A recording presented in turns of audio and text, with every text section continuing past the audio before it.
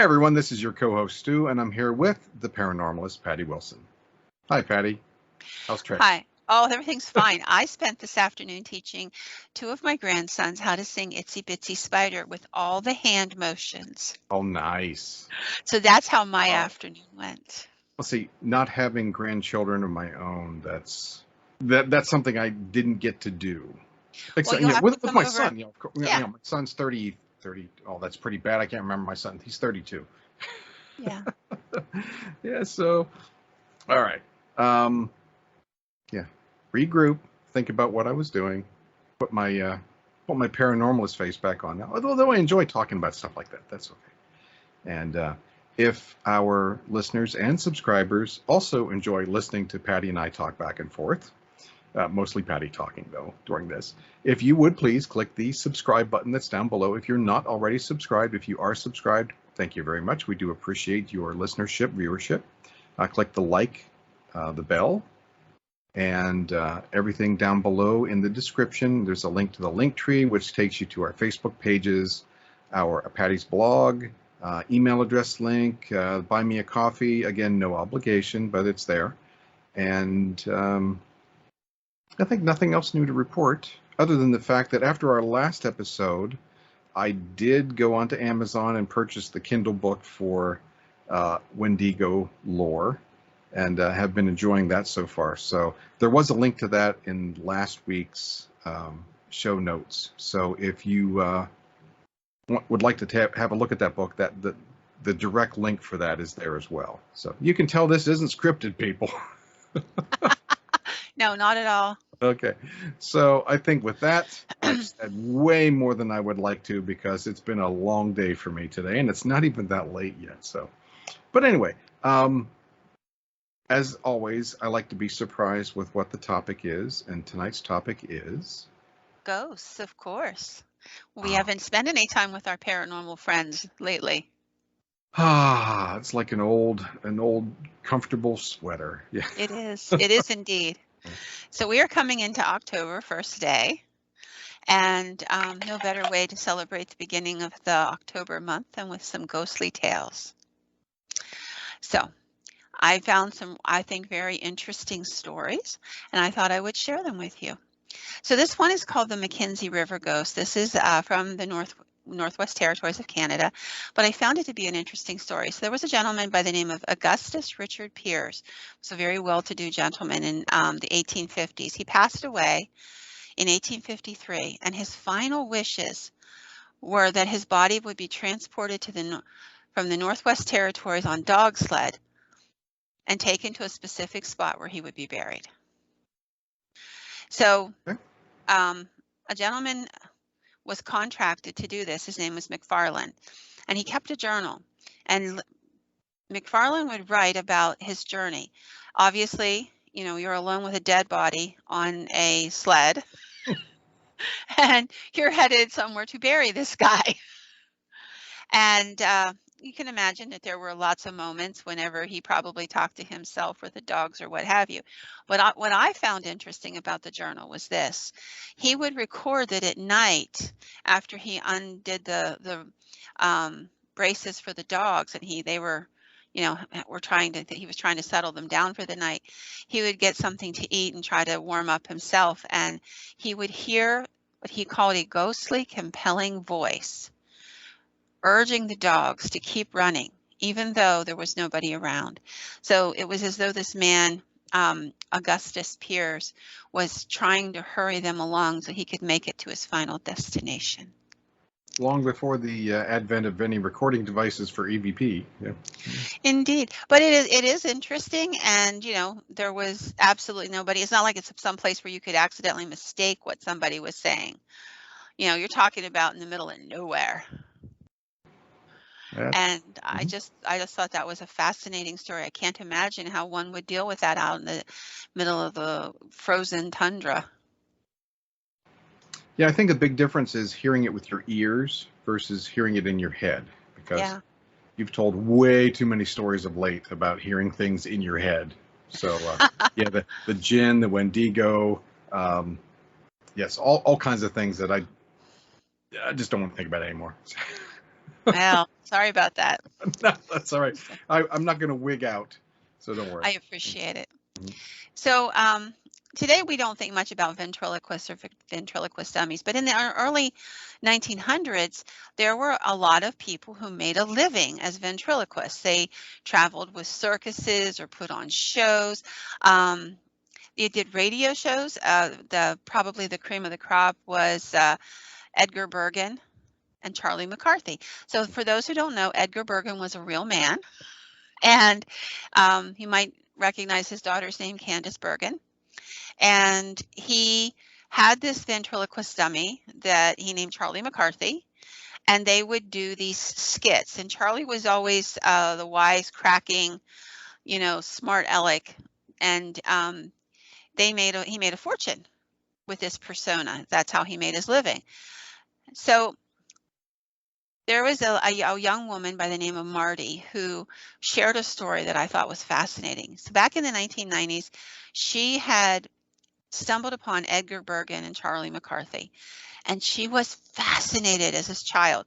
She listened to the radio shows. She watched what she could see about them. She just really was obsessed with the whole concept. So one day, her dad's in a local magic shop because the little girl liked magic as well. And he finds a ventriloquist dummy that's reminiscent of Charlie McCarthy. Doesn't look exactly like him, but very close. Mhm. So her birthday's coming up, and he says to the cashier, I want that dummy in the window there. Can I have it? And they brought it out, boxed it up. And as she's ringing up this man, she says to the man, when someone puts their hand inside that doll, he comes alive. And the guy laughed and he said, of course he does, because, that's what happens. You put your hand inside, you make it talk, and it moves its head, and so you can make it move its head and, look up and down and do different things. So he didn't think a whole lot of it. And he took it home for her birthday. He gave it to her, and she went crazy. This was just the most amazing gift ever for this little girl. And she would sit and she would talk to it. She would play with it. She would try to make it talk. She wasn't obviously very good at it, but she gave it her best shot at her age, about 10-year-old little girl. And every night she insisted that it be locked in this cabinet in the hallway so that it would be safe until she could come and get it out in the morning. So it became a ritual, and that's important because this was a nightly ritual. And anybody who's ever had a kid with a ritual, if you throw them off their schedule with this ritual, they will cry bloody murder about it because it breaks their pattern. So she said every night she would put this ventriloquist doll, into the cabinet. Her mom would make a show of locking the door, and that was that. And she said over the time she had it, she began to notice that it would change expressions. Now, it's not possible for it to change expressions. It's molded plastic. And then some of the older ones were carved wood, which, would be even worse. But she insisted that it would change its smile, it would frown, it would move its eyebrows, things that it couldn't literally do. And it didn't frighten her, though. She just thought it was part of the magic and the charm of this ventriloquist dummy. She was too young to, I guess, see the significance of it. So one night, she's upstairs in her bed, and everybody else is in bed as well, and they hear this pitter-patter downstairs in the living room.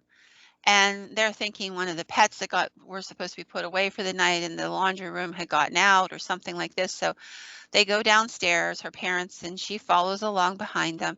And there's the dummy sitting in the living room on the couch, just sitting there. And her parents were like, did you get this out of the cabinet? And her mom's like, well, she couldn't have gotten it out of the cabinets because I have the key. And her dad's looking at it, and he's looking at his wife, and he's looking at the little girl, and he's like, well, then you must not have put it away tonight. And her mother's like, of course we put it away tonight. We do it every night. She sits it in, she kisses it on the cheek and tells it she'll see it in the morning, and I lock the door. Well, that makes no sense. So they just kind of left it there. And then a few days later, her dad's brother, her uncle, was at the house, and he's there by himself. He's waiting for her dad to show up. And he would later tell this story. He's sitting there. Now, when she's in school, the dummy is likewise locked up, and she was in school at that point in time. So she wouldn't have gotten it out yet that day because she would have had to get ready for school, and they wouldn't take it out of the cabinet and distract her from getting ready. So her uncle's sitting there, and he's in the living room, and he's waiting, and he hears somebody calling his voice. So he goes out to the hallway, and he's listening. It sounds a little bit like his brother, he thinks, and he steps back into the living room, and sitting on the couch is the doll that hadn't been there a moment before. Well, that pretty much did it for everybody, and the doll was just grinning at him. So when his brother gets home, he tells them this crazy story about this doll and that it moved, it wasn't there, and then he stepped into the doorway and was listening to figure out where the voice was, and then the doll suddenly is there behind him, and there's something wrong with this thing, right? And it scared everybody.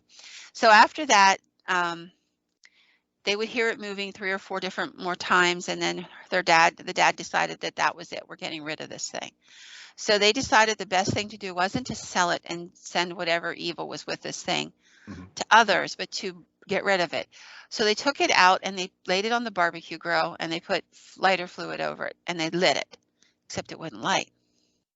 And they dropped match Of course. after match after match. Didn't do a thing. Didn't even smolder. Well, when that didn't work, her dad got a big kitchen knife, and he tried to cut it in pieces, but you couldn't cut it. So he decided that if that wasn't going to work, he'd bag it up, and he stuck it in the trash can that was going out that day. And she saw it. She cried. She said, "Oh, please don't get rid of my doll." And he put her on the bus, and he said, "It's over." So when he went to take the trash can back a couple hours later, he opens up the trash can to sit in a bag of garbage that had been made while the can was down at the bottom of the driveway. And there lays the doll, not wrapped up, but there lays the doll, completely clean, no lighter fluid, no cut marks, just laying there.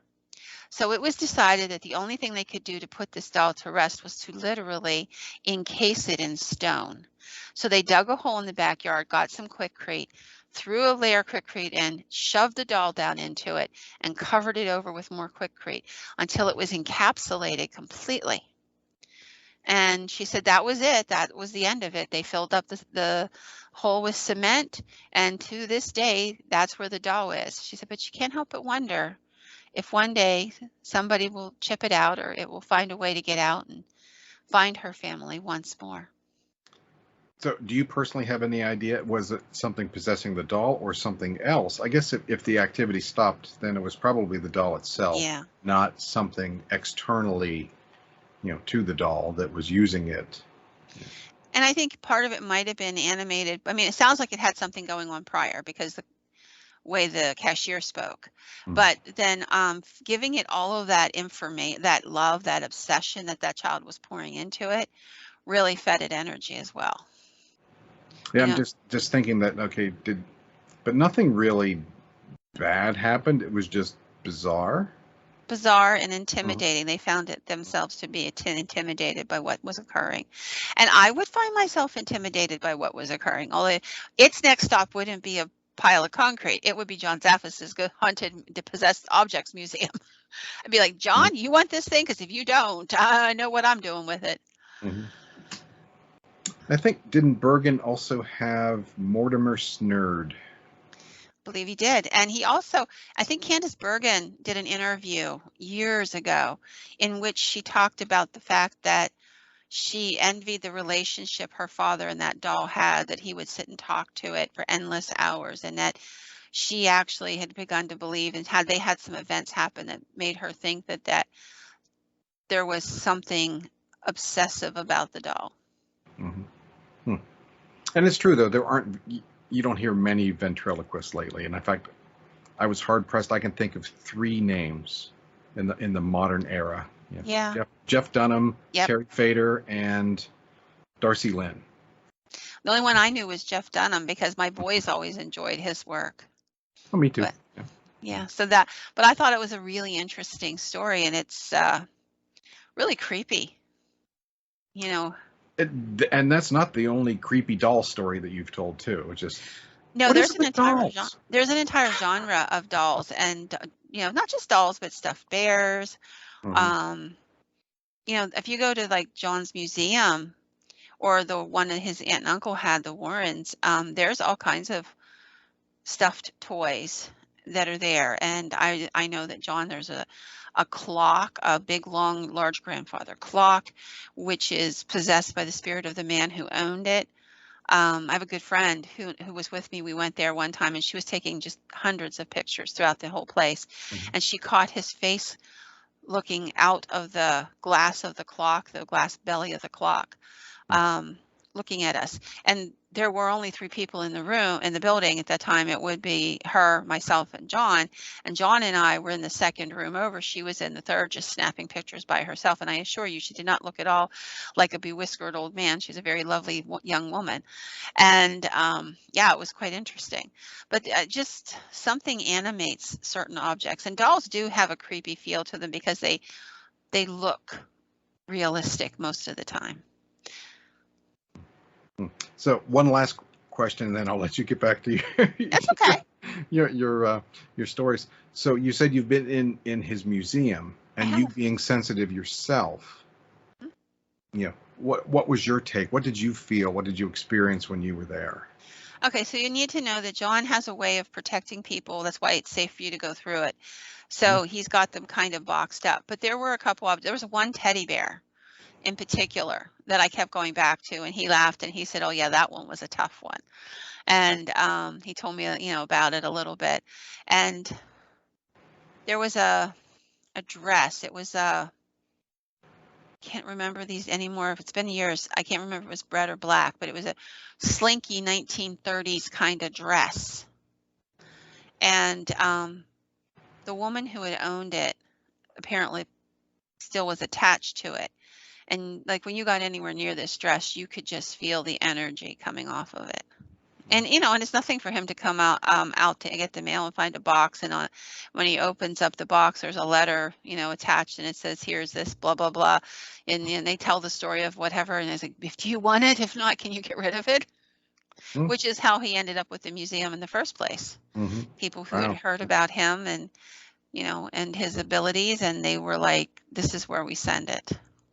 So yeah, it's interesting. And people might be surprised to find that, um, the doll Annabelle was actually a Raggedy Ann doll. It wasn't what you see in the movies. Did not know that, but Yeah. yeah. Where is the museum? John's museum is at, I don't remember the name of the place. He moved for it not too long ago. But if you look up John Zaffis's Okay. Possessed Objects Museum, you can find out. And then the Warrens had one, which is still being administered through their daughter, and her husband are monitoring it. And you can go and see it as well if you just look it up. I think what is that guy from the paranormal show, Zach Bagans, has a museum as well. So there's 3 that I know of. Well, Mrs. Stew is always wanting to do day trips if she has a day off. So I'm just thinking that if it's within traveling distance, guess what, honey? Guess what we're gonna do today? Well, now you ruined the surprise because I know she sometimes listens. Well, she does listen, but that's Yeah. So, but on to our next story. This one's about a guy and his little boy. He wrote about, and I found this really interesting story. So this gentleman comes from Ohio, and he was driving through the area back home again, past an old cemetery that he drove through quite often.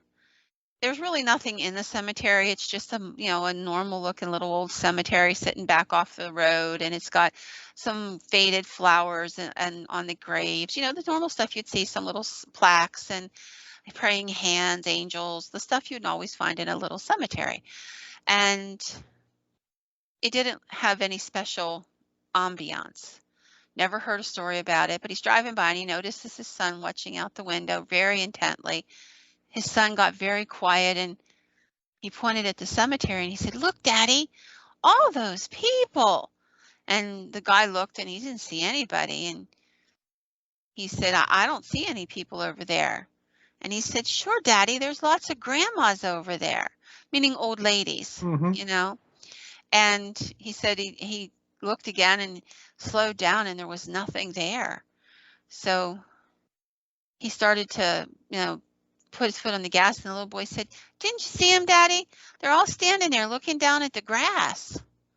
And he said he hit the gas and took off out of there, and he didn't say anything more about it to his son. And that night they were watching TV, and the little boy said to his daddy, he kind of looked up from where he was laying on the floor watching TV, and he said, "Daddy, you know those people in the cemetery?" And he said, "Yeah, honey." He's like, "You know they weren't alive, right?" And he's like, "They weren't alive?" "No," he said, "none of them were alive." And he said, "Well, how do you know that?" And he said, "I don't know. They just talked to me up here." And he said, "I don't know what to make out of this. Was it his imagination? Did he have sixth sense? What's going on?" But he's like, he said it with absolute certainty and did not in any way appear to be joking. And, he's a little boy. He's like 3 years old, 4 years old. He doesn't have the capacity to understand that he's saying something that doesn't make sense, that is impossible, that there was a group of old ladies standing there staring at the grass all hunched together, and that they were dead. And staring at the grass.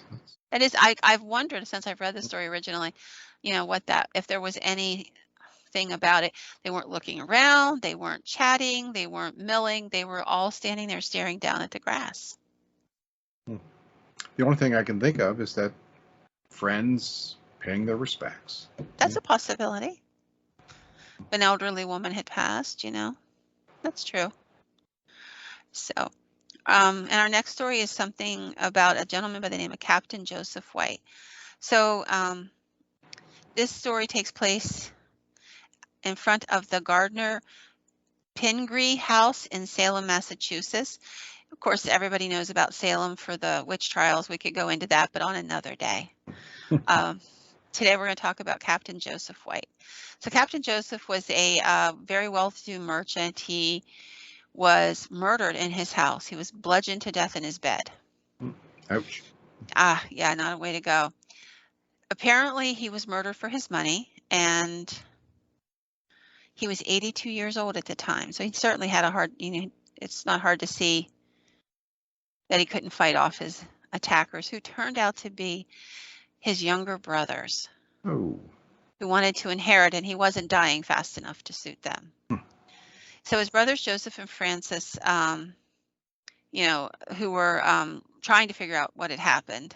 They didn't know, because there's more than two brothers. They actually had hired a third party to do the murder itself, because they didn't think they could pull it off themselves. And eventually the whole story comes tumbling out, and it's a gruesome one, that they paid off a local thug to beat their brother to death so that they could have alibis elsewhere. So it turns out that Joseph and Francis, the ones who were so set on solving the crime, turned out to be the murderers. So you can understand how devastating this murder was for the community, for the family, and I'm sure how jolting it was for poor old Captain Joseph. It is said that this murder is the murder that inspired Edgar Allan Poe's The Telltale Heart. Oh, okay. Because, he is a great, you could see where. So anyhow, people have heard about him for years. People that have lived in the house or driven by the house claim to see an older gentleman, very distinguished, looking out the second bedroom window, second floor, in the area where his bedroom would have been. People have heard him walking in the house. They've heard talking. Somebody going up and down the stairs. But what I thought was really interesting is this now part of a tour.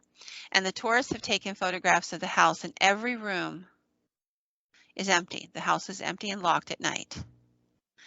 And yet they continue to take pictures and find both male and female figures in the windows or on the landing of the house, there's a window in the landing that looks outside. And they've gone in to inspect the people who own the house because of these photos, or because they've tagged along to see what was going on and if there's any reality to it, or if people were just getting psyched up. Nobody knows who they are. They've appeared in multiple photos over multiple years, and yet there's no resolution. So I just thought it was an interesting story. There are so many of those kinds of stories, dark stories from Salem. It's just a really weird energy in that town. So we're moving on to the Bellamy Bridge in Marianna, Florida, which is said to be haunted, and the shoreline of the river there is also said to be haunted. In the 1830s, Elizabeth Ann Crome Bellamy married a local politician by the name of Dr. Samuel Bellamy. On their wedding night, her dress accidentally caught fire and she was burned horribly. She survived a couple days and then passed away. Her husband had her buried along the Chipola River, which was an area that he and she used to walk along quite often when they were courting. And it is said that her love for her husband has kept her from resting.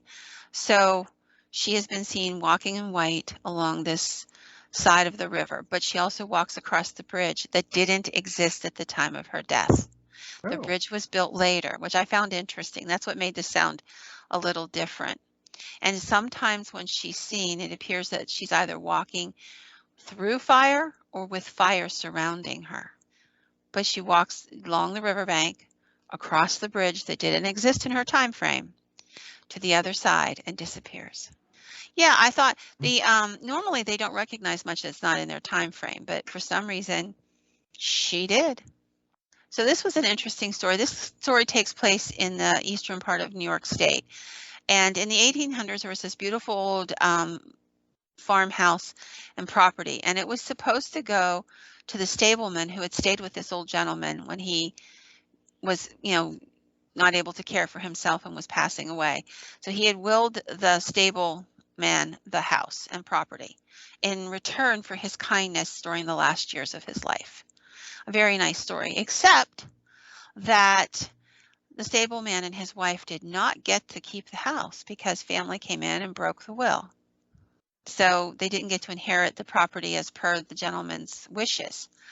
So this is a story told by the family of the gentleman who owned the property in the early 2000s. And she said that she and her sister had been staying the night there, and a couple other friends.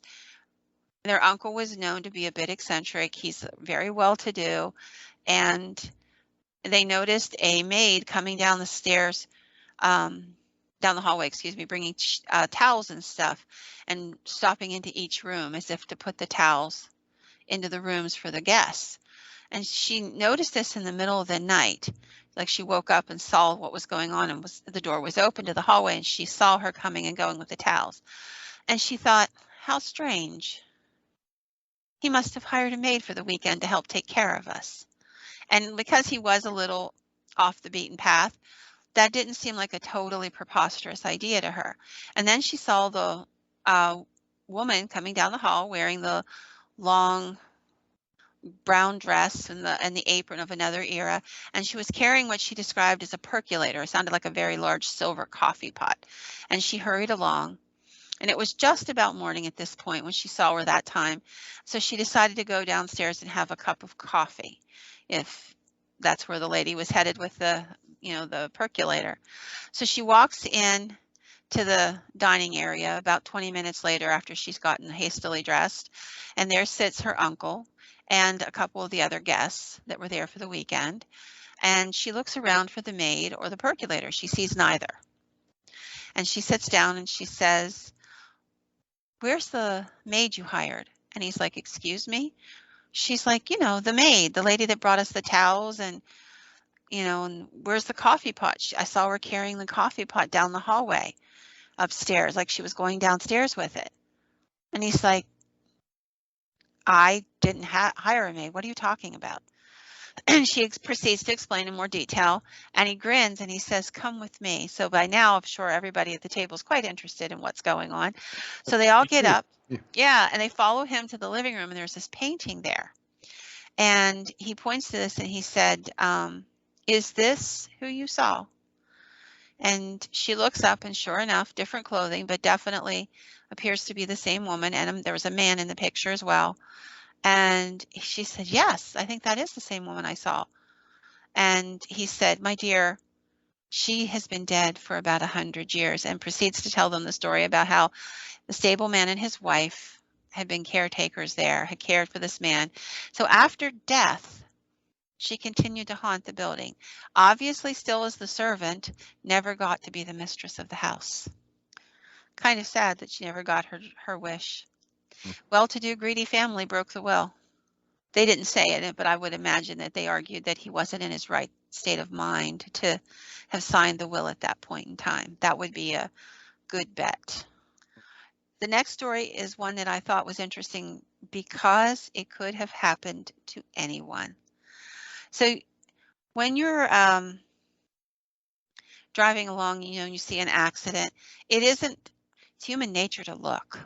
You see a car accident and you look. And some people look maliciously, some people look with trepidation, some people are like, "Dear Lord, I hope everybody got out of that." But we look.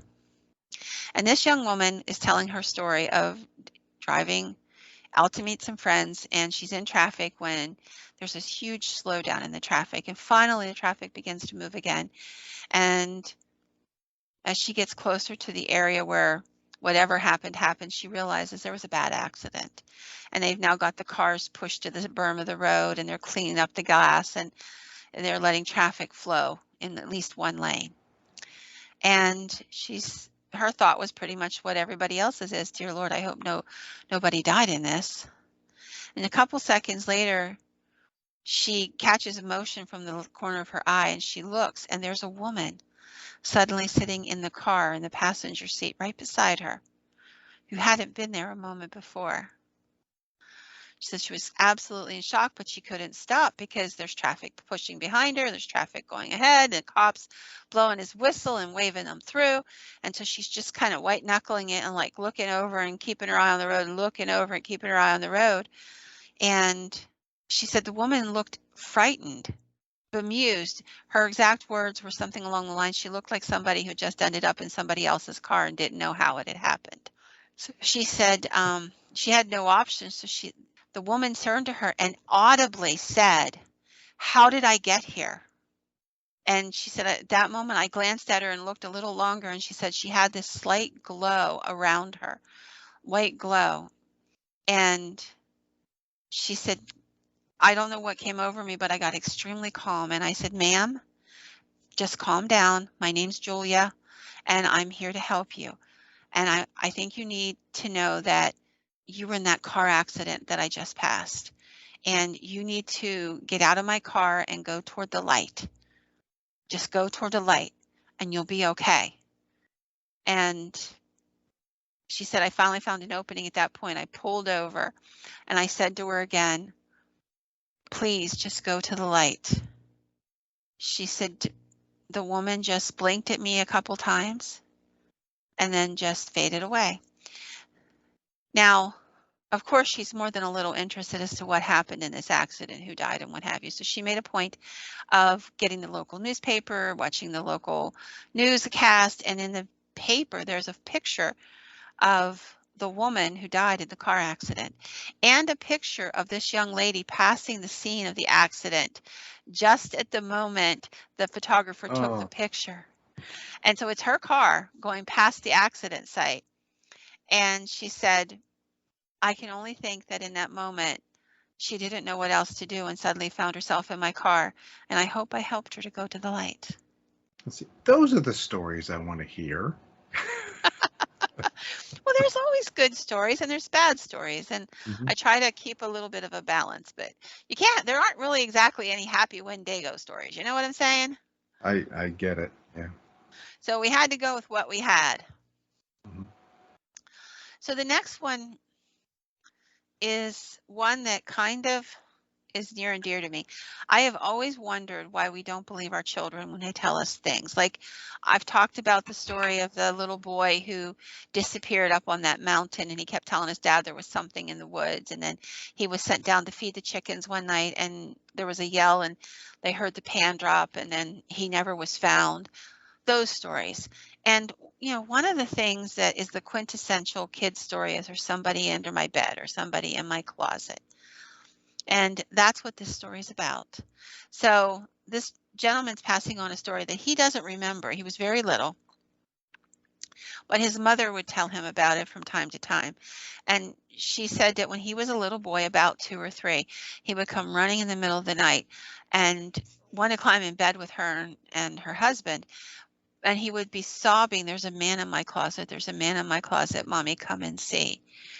She would go over and she would look, and there was never anything there. So she would, try to get him to sleep in his own bed, and he would absolutely refuse. And then, just to make everybody have a chance to sleep that night, he'd finally get tucked up in bed with his mom and dad and go to sleep. As he got slightly older, he began to be able to give a little better description. And then he saw a picture one day, and he pointed at it in a book, and he said, "That's how the man in my closet dresses. That's how the man dresses." And it was a picture of a man in Civil War clothing from the North. So the blue clothing. And it was kind of unnerving or off-putting. So the mother did a little research, and she started talking to neighbors, and eventually found out that prior to the last family leaving that house, they had had experiences with a man from the Civil War, and that they had found artifacts from the Civil War tucked in the walls of the house, and had turned them over to the local historical society. And all she could wonder is, is he there looking for his stuff? Did that agitate him? What's going on? But I thought it was an interesting story because the little boy had no contexting for it, but he kept insisting there was a man hiding in the closet. Yeah, I'm one of those parents that, having had paranormal experiences as a young child, I was way more inclined to listen to my son telling stories. Now, he was very good at fabricating things too, but I could tell the difference between something that was fabricated and something that actually happened. Usually, but he never really had any paranormal experiences, but so because of that, I was more willing to listen, at least, and not dispense it as, oh, that's your imagination. Yeah. Yeah, I mean, I've had those moments with my sons. I've told you the story about my youngest was about, I don't know, 6 or 7. We were driving home one night, and up and in Claysburg, there's a couple places where there's 4 ways, but this is the one right before the grocery, right before you get to the grocery store. And as we're driving through it, it's like 11:30, 12 o'clock at night on our way home. We had done a paranormal investigation that night. It was a more for fun one. I would bring the kids to the ones that I thought were for fun and safe, Okay. not to the ones that I thought were dangerous. And so it was like just kind of everybody getting together and hanging out and just having fun investigation. And we had a friend of ours who was supposed to be there, who had called and said, "Hey, I'm not going to make it. Something's happened to a friend of mine. I need to go deal with it." So I hadn't given it another thought. I figured, she was dealing with what she needed to, and that was the end of that. But on the way home, like I said, we got to that intersection. My son's sound asleep in the back seat of the car. And all of a sudden, he just sits straight up and he goes, "Mommy, there's a lady here. She died here tonight." And I said, "Well, how do you know that?" And I'm stopped at the red light there. And he goes, "She told me so, and I can see her." And I didn't see anything. And I said, "Oh, I'm so sorry for that, Benji. It's okay." And then we drove off when the light turned green. And about, I don't know, 30, 40 seconds later, he slid back down on the seat, pulled the blanket back over him, and went back to sleep. Because this is back whenever you didn't have to wear seatbelts all the time. Mm. And so he's just all cuddled up in the back seat. His brother's in the front seat with me. And I get home. I get them tucked safely into bed. And just as I'm laying down to go to sleep, my friend calls, the one that was missing the group meeting that night. Right. And she says, "I'm so sorry to have canceled on you so late, but I wanted to tell you what happened. One of my friends was killed about 6 o'clock in the evening, up there in Claysburg at that intersection by the grocery store. And I said, yeah. She's like, yeah, she was in a head-on collision and she died there. And I said, I see. Well, I hope she finds her way home, sweetheart, to heaven. And she goes, thank you. That's so kind. And I didn't want to tell her because what good would it have done for her to worry? But I found it fascinating that my son, sat up and just was absolutely giving me detail by detail what had happened to this lady. That was a good story in its own right. Yeah, I mean, it was really interesting because he literally sat bolt upright and just started talking. And then just like it was passed through him, he went right back to sleep. Like if I saw a dead lady standing outside the car, I don't know that I would have gone back to sleep. I'd have just sat there and waited. Like not interested in going to sleep now. No, thank you. So our next story comes from a family, a couple. It's a young couple, and it's the typical story of you buy a place because it's cheap. So they bought this old church because it was cheap and decided to turn it into a business on the first floor, and then to use what would have been like the rabbit warren of rooms in the basement level as their apartment. So they're sitting in their apartment one night. Her husband's like outside the apartment in a little patio area that they had built, and they had remodeled the whole thing by themselves. They had done everything because they just simply couldn't afford someone else to do the work. And he's sitting outside and she's sitting in the house, and she's in the living room and she's messing with the computer and her cell phone and what have you. And all of a sudden, the record player, because they still had a classic record player, the record player clicked itself on. By the way, they're making a comeback. And I have one. It's up there somewhere. they're selling vinyl at Walmart again. Mm-hmm. Anyway, so she's sitting there and the record player's off, and she's just, putzing around on her computer. And all of a sudden, the record player clicks itself on, and then she hears a voice singing, even though it's not what's on the record player. And she said, it started to sing, and it said, hi, my name is Katie. I'm not sure, she said, but I was trying to pay attention. And then it said, how old? She said, I am so many years old. And she said where she was from in the song. And she said, but I couldn't hear all the specifics. I could just hear certain parts, like it faded in and out. And she said this went on for 2 or 3 minutes. And then as the song starts to fade out, she hears her sing, but something's hurting me. And she said, I looked up at the stereo and I'm thinking, is my husband doing this somehow? Did he wire it? What's going on? And then she hears a voice singing, something's killing me, something killed me. And then at this point, she's completely, goose pimples, which I would have been too.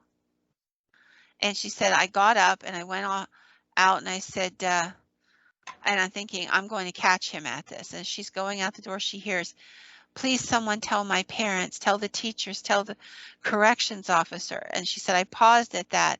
Like, what are you talking about? And she said, I just took off down the room yelling at my husband, how dare you? And she bursts outside and she's telling him, don't play jokes with me about dead people. Don't do that. That's not funny. That was terrifying. And he's looking at her like she's insane.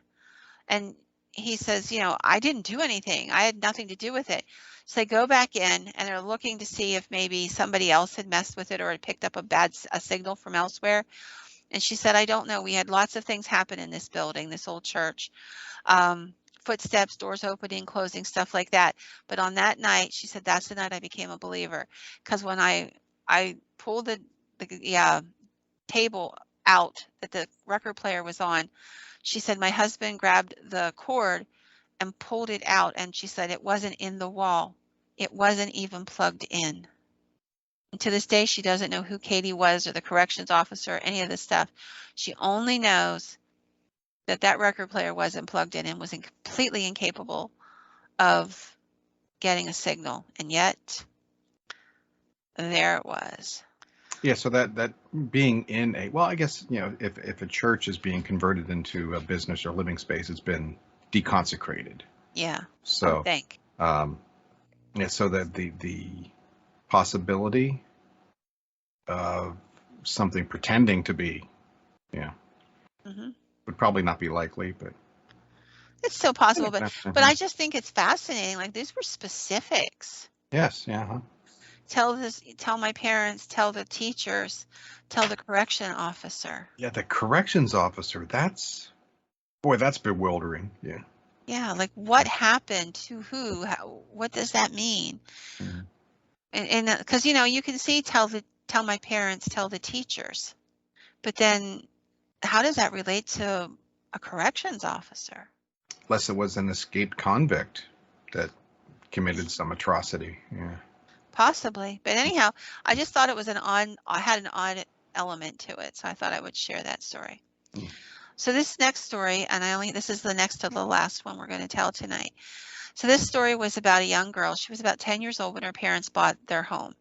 And in the 2 or 3 weeks leading up to the house being moved into, her dad would go over every couple days and see how the repairs and the painting and all that stuff was being dealt with. And one day she rode along with her dad and they went through the house and everything was pretty much like it had been the day before. The painters were painting, the repairs were being made, and they went down to the basement, and in the basement they saw a man painting the hot water heater. And she said, I was only 10, but I thought it was very odd. Why would you paint a hot water heater? And she said something to her dad, and he's like, oh, don't be silly. Let's just keep going. And she's like, but I saw him clearly painting a hot water heater. So they moved in about 3 weeks later, and the first few days are like that welter of putting stuff away and what have you. You know how that goes. And everybody was just busy, so nobody was paying any attention to anything.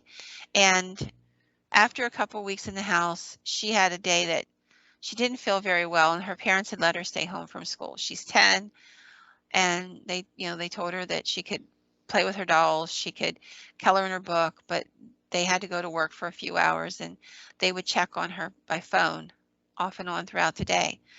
They bought her a brand new pack of 64 crayons, and she was very meticulous about keeping her crayons in place. Everybody had a friend who was that kid, or you were that kid, one of the two. And so she's sitting there coloring and she's looking for her blue crayon. And she's like, I don't want periwinkle. I don't want, any other color. I want my blue crayon. And it's missing. So she begins to search for it. And she can't find it anywhere. It's a brand new box. She literally opened it up that morning. And that's very puzzling to her. She thinks, well, maybe they didn't put a blue crayon in the box.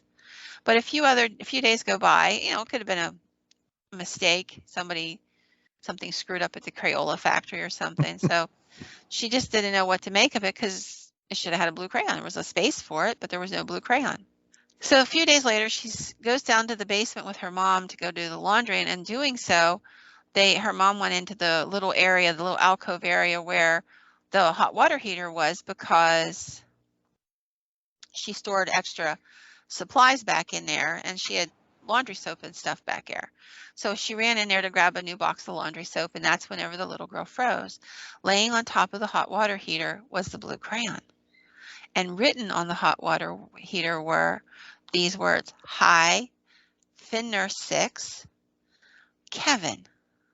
Fit Nurse 6, FITNURS, and the number 6, all in one word.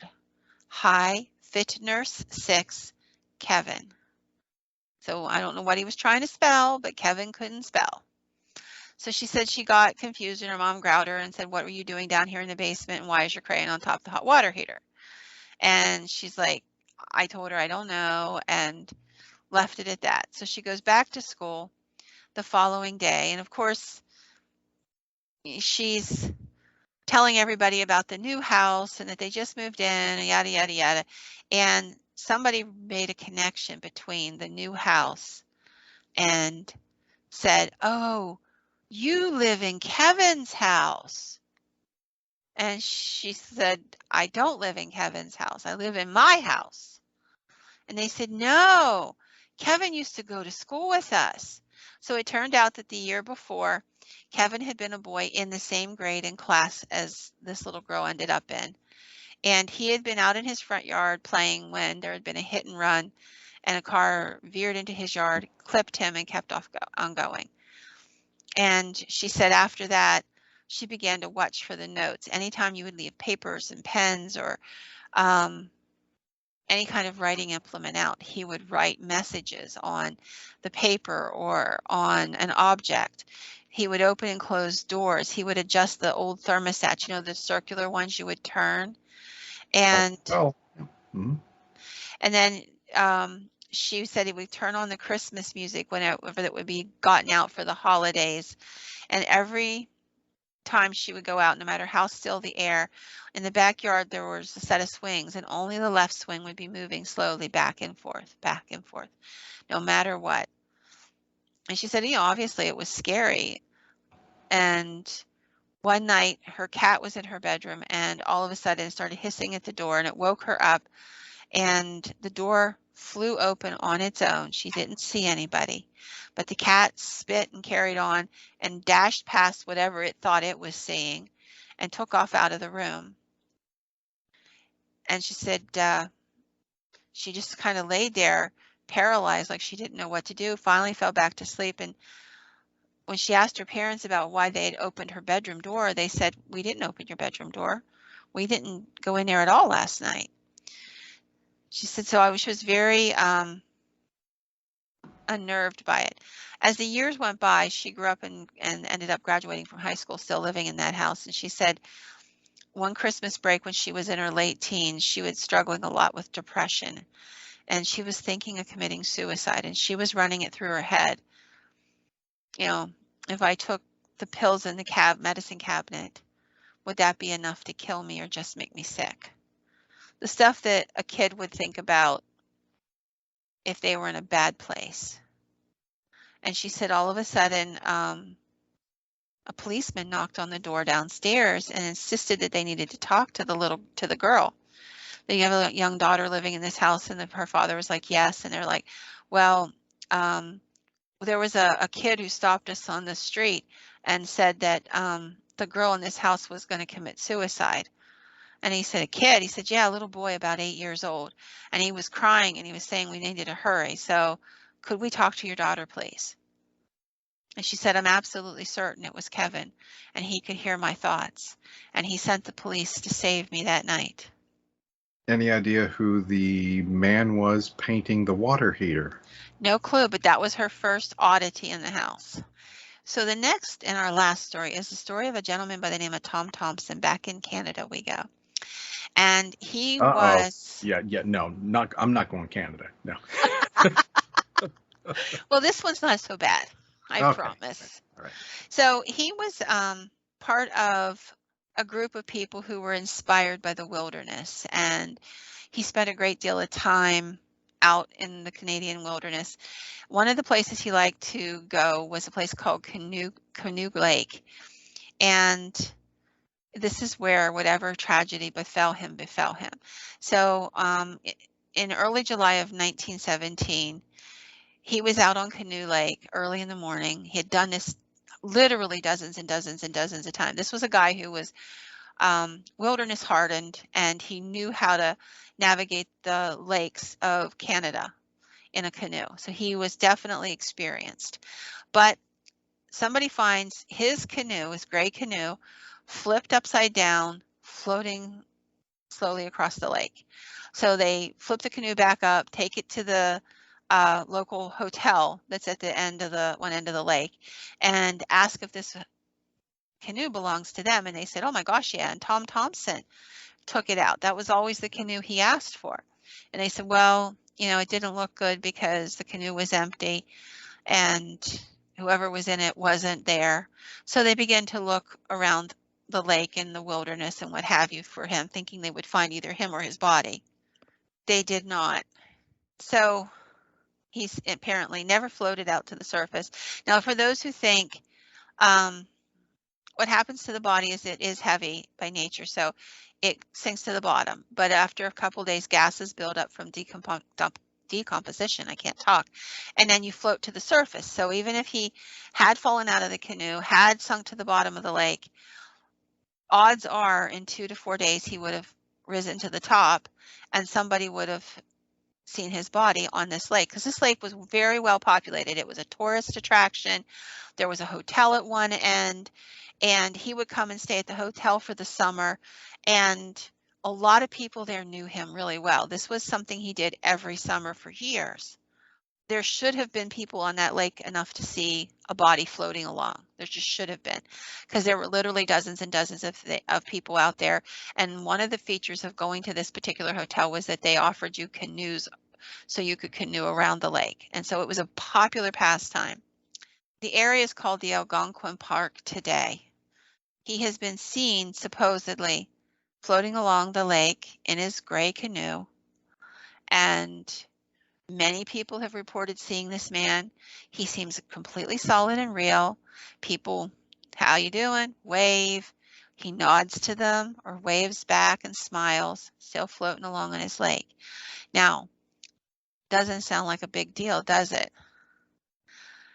However, this is suddenly a big deal.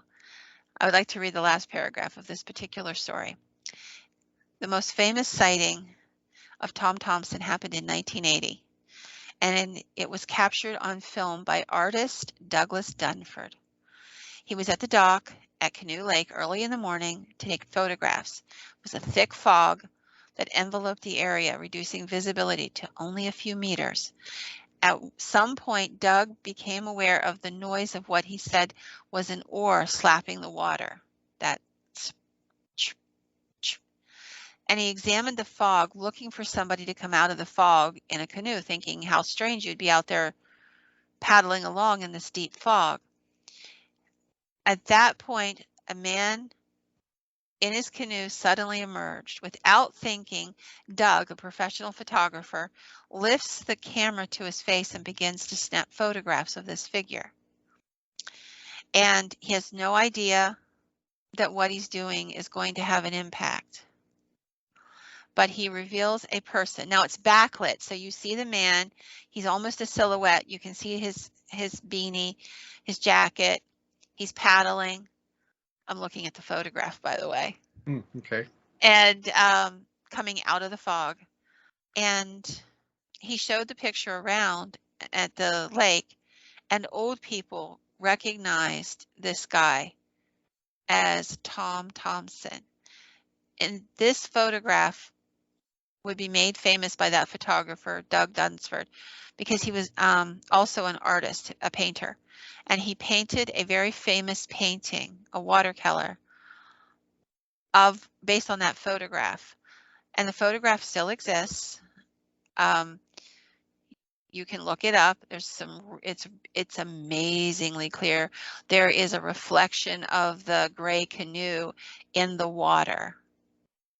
It's solid. I mean, the things I would look for as a paranormal person, it's reflective, meaning it reflects light. It's solid. The background is white because it's the fog and the light bouncing off the fog. You can see his hands. You can see his facial features. To some extent, you can make out this is definitely a male, and he's just paddling along. And there was nobody on the lake that morning because it was too foggy. The hotel had pulled all the canoes, so no one could canoe there. It's an amazing picture. It's one of the best. If it's truly legitimately this guy, and I have no reason to say it isn't, it's one of the best paranormal pictures I've ever seen in my life. It's just mind-bogglingly clear. And if this is true, then wow. But it's a fascinating photograph. I can't wait for everybody to look at it. It was actually the first story I collected for this series of stories. And today I was looking at the lineup, and I usually just start at the beginning and work my way through the stories I really like. And all of a sudden I was like, nah, we're ending on this puppy, not beginning with it. That's the best for last. So that is my last story, and I hope everybody takes the time to go and take a look, because it is an amazing photograph. I said I will put a link down if it's available on the internet. I'll put a link down, which is easily done. So yeah, it is. Okay. So that's my last tale for tonight. All right. Well, then, just a reminder, please click that subscribe. Please click the bell, and check out our link tree. And with that, I'll say good night. Good night, everybody.